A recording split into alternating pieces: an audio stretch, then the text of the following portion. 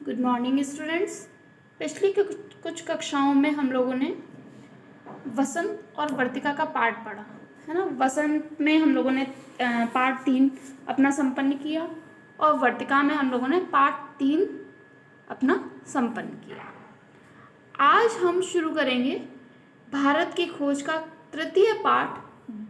पहला और दूसरा पाठ मैं आप लोगों को जून की कक्षाओं में पढ़ा चुकी हूँ। तो आज से हम इस वीडियो के माध्यम से पाठ 3 पढ़ेंगे, जिसका हमारा प्रकरण है सिंधु घाटी सभ्यता। सिंधु घाटी सभ्यता क्या है? भारत के अतीत की सबसे पहली तस्वीर उस सिंधु घाटी सभ्यता में मिलती है कि भारत पहले कैसा था। तो ये सबसे पहले हमें कहाँ से मिलता है? सिंधु घाटी सभ्यता में, जिसके अवशेष सिंध में मोहनजोदड़ो और पश्चिमी पंजाब में हड़प्पा में मिले थे। जिसके कुछ अवशेष मतलब कुछ चिन्ह, कुछ तस्वीर कि भारत पहले ऐसा था, वो हमें कहाँ से मिला था? मोहनजोदड़ो और पश्चिमी पंजाब में हड़प्पा में मिले। इन खुदाइयों ने प्राचीन इतिहास की समझ में क्रांति ला दी। जब खुदाई की गई तो ये जब चीज़ें मिली तो एक क्रांति सी आई, लोगों में एक जोश सा जगा कि हमें प्राचीन इतिहास, हमारा भारत पहले कैसा था, तो ये सारी चीज़ें हमें जानने को मिली। मोहनजोदड़ो और हड़प्पा एक दूसरे से काफ़ी दूरी पर हैं, अलग अलग हैं, पास नहीं है। दोनों स्थानों पर इन खंडरों की खोज मात्र एक संयोग थी। बेटा, संयोग का अर्थ होता है कि एक मतलब होता है, हम लोग इंग्लिश में बोलते हैं ना, कोइंसिडेंटली हम मिल गए। हमारा कोई विचार नहीं था, हमने कोई सोचा नहीं था, हम संयोग से मिल गए। इस बात में संदेह नहीं है, मतलब इस बात में कोई भी डाउट नहीं कि इन दोनों के बीच भी ऐसे ही बहुत से और नगर एवं अवशेष दबे पड़े होंगे जिन्हें प्राचीन मनुष्यों ने बसाया होगा। यह सभ्यता विशेष रूप से उत्तर भारत में दूर दूर तक फैली थी। संभव है कि भविष्य में भी इससे सुदूर अतीत को उद्घाटित करने का काम हाथ में लिया जाए। मतलब ये कि हम लोग आशा कर रहे हैं कि हम और दूर तक जाएं, सुदूर मतलब और दूर तक जाएं, और जो हमारा अतीत है, जो हमारा इतिहास है, हम सबके समक्ष, सबके सामने उसको उद्घाटित करें, मतलब सबके सामने लाएं और महत्वपूर्ण नई खोजें की जाएं। और जो कुछ चीज़ें थी जो हम उस टाइम में थी, इस टाइम में नहीं है, हमें नहीं पता कि भारत में ये चीज़ें भी थी, कुछ मोहरें और कुछ ऐसी चीज़ें बेटा, तो वो था कि ये हम लाएं सामने। इस सभ्यता के अवशेष इतनी दूर दूर जगहों पर मिले हैं, जैसे पश्चिम में काठियावाड़ में और पंजाब के अंबाला जिले में। यह विश्वास किया जाता है कि यह सभ्यता गंगा की घाटी तक फैली थी। मतलब ये जो जगहों के नाम दिए हैं वहाँ मिले हैं, जैसे काठियावाड़, पंजाब के अंबाला में, ये सारी चीज़ें। यह विश्वास किया जाता है कि सभ्यता गंगा की घाटी तक फैली थी। सभ्यता मतलब इस बेटा, सभ्यता का जो अर्थ होता है ना, वो ये एक तरीके से होता है कि उस टाइम में क्या था और इस टाइम में क्या है। सभ्यता है ना, हमारे रीति रिवाज क्या है, हमारी चीज़ें कैसी हैं, हम किस सभ्यता में रहते हैं। तो ये इसलिए यह केवल सिंधु घाटी सभ्यता भर नहीं, उसे बहुत अधिक है। अब तक हम जो जान सके हैं उसका बहुत महत्व है। सिंधु घाटी सभ्यता आज जिस रूप में मिली है उससे अनुमान लगाया जा सकता है कि वह अत्यंत विकसित सभ्यता थी। मतलब ये कि हमारा जो भारत है वो उस टाइम पे भी काफ़ी डेवलप था, काफ़ी विकसित था, और उस स्थिति तक पहुंचने में उसे हजारों वर्ष लगे होंगे। आश्चर्य की बात है कि यह सभ्यता प्रधान रूप से धर्मनिरपेक्ष सभ्यता थी। मतलब हमारा भारत धर्मनिरपेक्ष है, किसी भी एक धर्म को लेकर नहीं चलता। तो ठीक उसी प्रकार सिंधु घाटी सभ्यता में भी हमारा भारत कैसी सभ्यता थी? धर्मनिरपेक्ष सभ्यता थी। धार्मिक तत्व मौजूद होने पर भी इस पर हावी नहीं थे।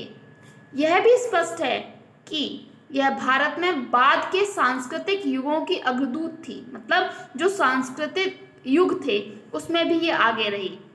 सिंधु घाटी सभ्यता ने फारस, मेसोपोटामिया और मिस्र की सभ्यताओं से संबंध स्थापित किया और व्यापार किया। मतलब सिंधु घाटी सभ्यता ने क्या किया, कहाँ कहाँ गए, फारस गए, मेसोपोटामिया और मिस्र की जो सभ्यताएं थीं वहाँ का जो प्रचलन था उससे संबंध स्थापित किया, मतलब उसके साथ तालमेल बैठाया और वहाँ से बिजनेस करना शुरू किया, व्यापार किया, जिससे क्या हुआ कि वहाँ के देशों की जो चीज़ें थीं वो अपने भारत में लेकर आए। आगे देखिए, कुछ दृष्टियों से यह सभ्यता उनकी तुलना में बेहतर थी, कुछ दृष्टियों से अपनी जो सिंधु घाटी सभ्यता थी वो ज़्यादा अच्छी थी। यह एक ऐसी नागर सभ्यता थी जिसमें व्यापारी वर्ग धनाढ्य था, मतलब जो बिजनेसमैन थे, जो व्यापार करते थे वो बहुत अधिक धनवान थे, बहुत पैसा था उनके, और उसकी भूमिका महत्वपूर्ण थी। सड़कों पर दुकानों की कतारें थीं और दुकानें संभवतः छोटी थीं। सिंधु घाटी सभ्यता और वर्तमान भारत के बीच समय के ऐसे कई दौर गुजरे हैं जिनके बारे में हम बहुत कम जानते हैं। वैसे भी इस बीच असंख्य परिवर्तन हुए, बहुत सारे बदलाव आए, लेकिन भीतर ही भीतर निरंतरता की एक ऐसी श्रृंखला चली आ रही थी जो आधुनिक भारत को 6-7 हजार पुराने उस बीते हुए युग से जोड़ती है। मतलब आज भी ऐसा है कि उस टाइम में जो अंदर ही अंदर निरंतरता थी, जो चीज़ें होती थी, जो सभ्यता थी, उसकी एक ऐसी श्रृंखला थी, एक ऐसी कड़ी थी, एक ऐसी चेन थी जो आज के भारत को 6-7 हजार पुराने उस बीते हुए युग से जोड़ती है। जब संभवतः सिंधु घाटी सभ्यता की शुरुआत हुई थी, यह देखकर अचरज होता है। अचरज का अर्थ है बेटा आश्चर्य, कि मोहनजोदड़ो और हड़प्पा में कितना कुछ ऐसा है जो हमें चली आती परंपरा और रहन सहन की लोक प्रचलित रीति रिवाजों की दस्तकारी मतलब जो सभ्यताएं थीं, जो चीज़ें होती थीं, यहाँ तक कि पोशाकों के फैशन की याद दिलाता है कि वहाँ कैसा प्रचलन था उस समय।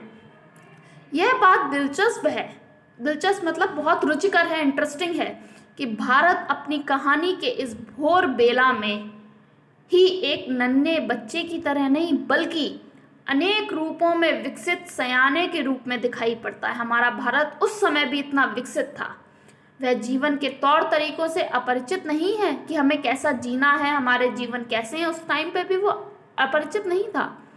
उसने कलाओं और जीवन की सुख सुविधाओं में उल्लेखनीय तकनीकी प्रगति कर ली। उस समय भी कौन सी कलाएं हैं, जीवन की सुख सुविधाएं क्या क्या हैं, उसमें भी और तकनीकी विकास भी कर लिए। उसने केवल सुंदर वस्तुओं का सृजन ही नहीं किया, सृजन का अर्थ होता है निर्माण करना, बनाना। तो हमारे भारत ने केवल सुंदर वस्तुओं का ही निर्माण नहीं किया, बल्कि आधुनिक सभ्यता के उपयोगी और ज़्यादा ठेठ चिन्हों, अच्छे हमामों और नालियों के तंत्र का निर्माण भी किया। यानी कि अब आप सोच सकते हो कि उस टाइम में सिंधु घाटी सभ्यता जो आज से कितने हजारों वर्ष पुरानी है, उस समय भी क्या था कि नालियाँ थीं, स्नानागार थे। आप इस चित्र के माध्यम से देख सकते हैं कितने बड़े बड़े स्नानागार होते थे, नालियों का निकास भी था। यानी कि उस समय भी हमारा भारत आधुनिक सभ्यता में उपयोग की जाने वाली चीज़ों को लेकर चलता था। आज की कक्षा में बेटा इतना ही। आज हमने सिंधु घाटी सभ्यता के बारे में पढ़ा कि उस समय भी कितना विकास था, और आज को देखते हुए हमारा भारत आज की ही चीज़ों पर विकसित नहीं हुआ। हजारों साल पहले सिंधु घाटी सभ्यता के समय भी हमारा भारत काफ़ी विकसित था।